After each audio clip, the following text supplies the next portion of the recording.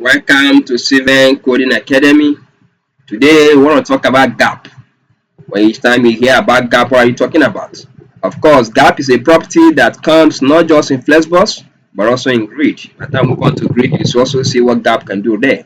But gap has a way. A gap properly applies to both Flexbox and CSS grid and controls the minimum amount of space between items. So it deals with space. Okay, we want to space the items.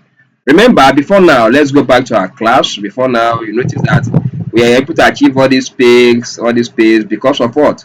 Because at our child, which is the child contain the child, the dot box, I gave me a padding of 20 pesos and margin of 10 pesos. Then on the container, which is the parent, you're also giving me a padding of 10 pesos. But now let's move all these paddings and all the margin and see what will happen. And you see the power of gap. Okay, so I've removed this. Control S for save it. And I'll come over here and remove all of this as well. Remove this, move everything here, and then I'll save it. Now everything is just like one big box, right? No division, nothing. You now see box 1, box 2, box 3 up to box 10 that we actually created.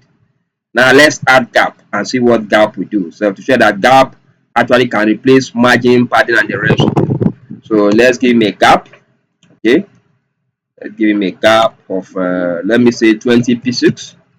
Gap of 20 pieces, and Control S for save. You see how powerful gaps can be?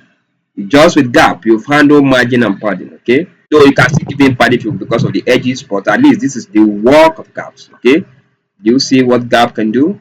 So having said this brings an end to parent container.